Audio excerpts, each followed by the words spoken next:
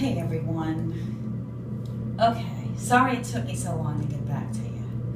I am now locked in my bathroom so that I don't want the kids to hear. So the acoustics in here are going to be a little echoey. And the laundry room's right on the other side of the wall, so you may hear my washing machine going. Okay, so I'm picking back up. I was talking about the bank statements. So yeah, pretty much he didn't ever really stop doing the drugs. Like, he maybe quit for a couple of weeks right after I left, but from the looks of the bank statements, the ATM activity was pretty much the same. And it's actually gotten worse. Like, it's worse now more than ever. So I'm glad we're not sharing a bank account anymore. So yeah, going back to the phone call, when I was on the phone with him Wednesday, this is a perfect example of what the narc does. He did the typical narc tactics with trying to divert the conversation, trying to change the subject, trying to point the finger at me. He actually was like, I'm concerned you're not spending enough time with the kids. They are not doing enough with the kids.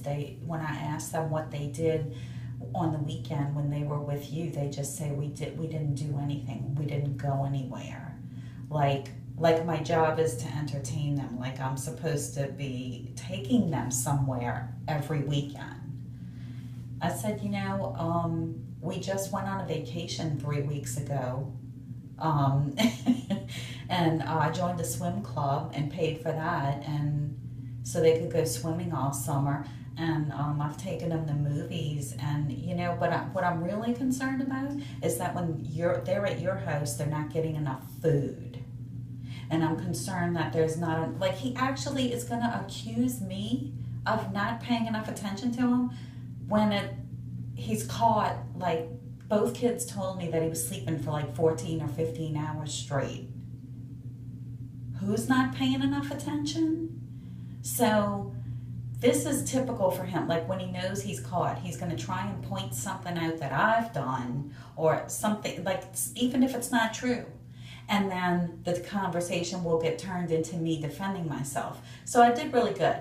You would have been proud of me. So I said, this is not what the purpose of this conversation is. The purpose of this conversation is that I'm concerned that both of our kids told me that you were sleeping for 14 or more hours and our 9-year-old daughter was unsupervised, and that there wasn't a lot of food in the house and they didn't eat all day. And then he tries to lie and say there was food in the house. And I'm like, okay, well, the stuff that you're saying, like, he said he had fruit in the fridge and stuff to make sandwiches. And I said, okay, they both eat ham. If they would have been that hungry, they both would have eaten a sandwich. Our daughter eats fruit. She would have definitely gone for the fruit if that would have been there. She told me she didn't have anything for lunch. And he didn't bring them home. And it was after 5:30 when they got home. So she had gone from breakfast all the way to 5:30 with nothing, because the only other stuff in the house, like, had to be cooked, and she didn't know how to cook it. So, yeah, I was just like, I mean, it didn't really shock me, but it's still kind of, yeah, it does kind of take me by surprise sometimes how stupid he really thinks I am, that I'm just going to keep falling for this. So when that doesn't work, when the diversionary tactic doesn't work, then he switches to the histrionics. So then he starts, poor me, I'm the one who had to move out of the house. And when they're with me, because I brought up the fact about how our son, the last time they spent the weekend, he wanted to come home a day early because he said he was bored and there's no food at Dad's house. So he ended up coming home a day early. And all the countless times it was his night and our son was complaining, I don't want to go. I don't want to go. I don't like going there. And so the narc is trying to make it about, well, it's because this is, not their home. They're used to being in their home, and this is a foreign place to them. And sure, yeah, I'm sure there was a little bit of that maybe in the beginning, but he's been in this apartment for 6 months. They got into the routine, the visitation routine. Our daughter didn't have any problems with it because there's a little girl that lives in the same building. You know, it's a duplex, and there's a little girl that lives in the other half that's her age, and so she's always gung-ho to go play with her friend. She's got a new friend now. You know, so he's like saying, yeah, they prefer to be with you more than they prefer to be with me because you got, you know, their grandma and grandpa's right next door. And I'm like, but wait a minute, a few minutes ago you were saying I don't pay enough attention to them, but now they get more attention at my house. I'm like, look. And then, oh, he tried to lie and say he did actually get up. He said he got up Monday morning, he cooked our daughter oatmeal, and then he had a conference call at 8 o'clock. And then he proceeds to pretend like he's talking to someone. Like, and there's nobody there. I hear silence in the background. Like, I guess he was pretending to be at work. And he's like, yeah, what time did we have that conference call? It was like, what? It was like 8 o'clock? Yeah, at 8 o'clock I had a conference call, and then I did some work. And then I was trying to wake our son up, and he wouldn't get up. And so then I laid down in the bed next to him, and I was watching TV, and I fell back asleep. And I'm like, okay. So basically he just threw both of our kids under the bus.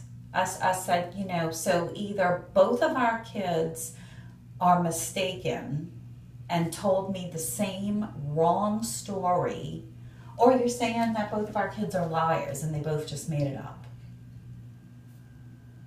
You know, and I know my kids don't do that. So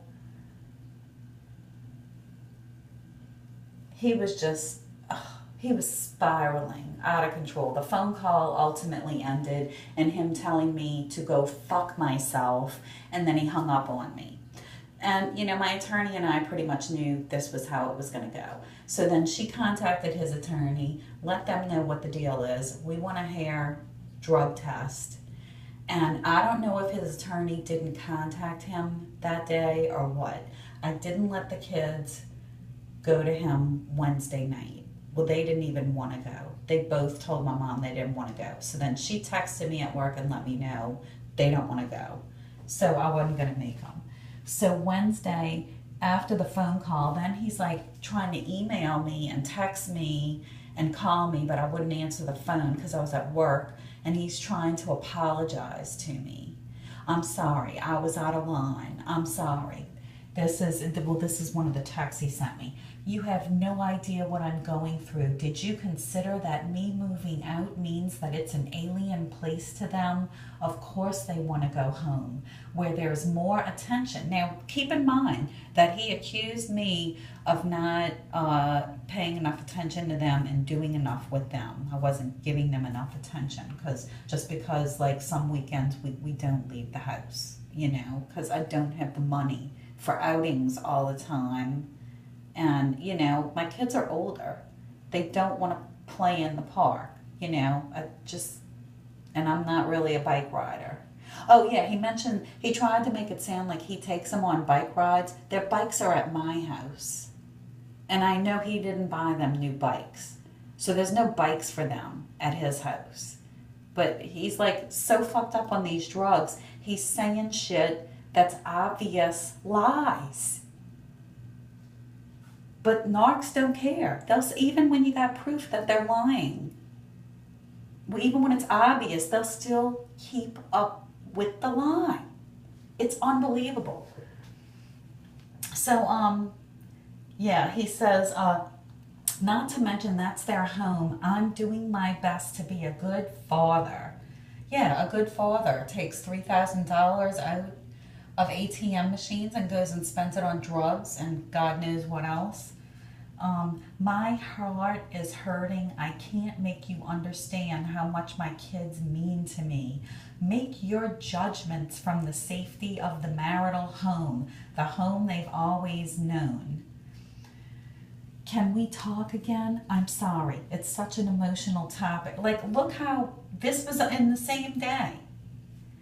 So I'm not responding to him. I responded to let him know that my mother just told me the kids don't want to go to your house, so I'm not sending them to your house tonight.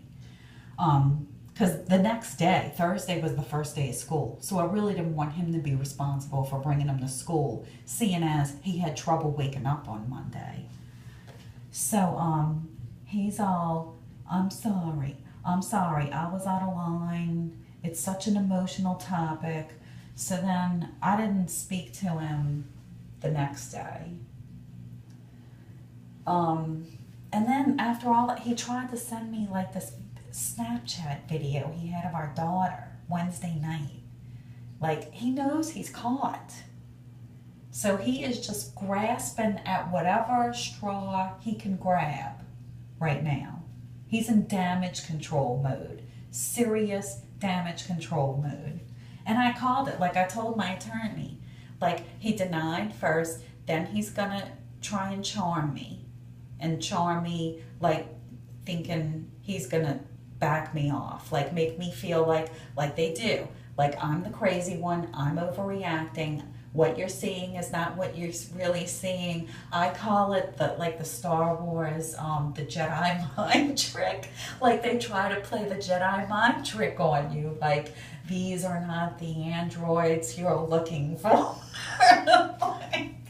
It's fucking unbelievable. So, Friday, I didn't want it was supposed to be his weekend. I don't want them on overnight visits until this gets settled.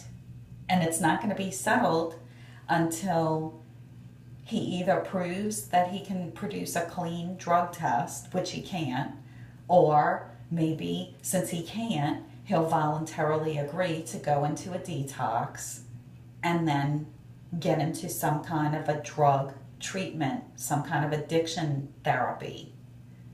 He needs, you can't just, I saw it on I looked on the health insurance website. He hasn't gone to his therapist since January. You don't get hooked on opiates and then just stop doing them and not have any kind of support. That's not how it works. So I let him know Friday. I texted him because I didn't want to talk to him. And I let him know that my mom was going to pick up the kids from school, and I didn't send them with overnight bags to school. So I said, if you want, I'll bring them to you tomorrow to spend the day, but I would prefer they not stay overnight. And so then he's playing all innocent. Tonight, why don't you want them to spend the night? Because they don't have an overnight bag? And I said, I'm concerned for their safety on overnight visits. Then he responds, what concerns? Can you be more clear? It's my weekend. I was looking forward to doing stuff. And I responded, if you haven't already spoken with your attorney, you should call him. My attorney has already contacted his office and explained. He responds, what's wrong? You're not going to answer me? Because I wasn't responding to him. He kept sending me all these texts. Can you just tell me what's wrong? Can you be a human being and communicate with me? Yeah, I'm the one who's not communicating, right? Notice how he's not trying to vindicate himself in any way. I said, I will bring the kids to you tomorrow so you can spend the day with them. My mom is picking them up from school. He says, thanks, I got that much. I want to know why you're concerned for their safety. Please level with me. Yeah. He was so fucked up too on that phone call on Wednesday that he actually said, like he was trying to be all cocky. And when I said, yeah, I'm concerned because they said you were sleeping for 14 hours and there wasn't any food in the house. And he was like, really? Next time maybe call me. And here I am sitting on the phone with him. I was like, hello, we're on the phone right now. That's what this conversation is for. Try to keep up. He's that fucked up.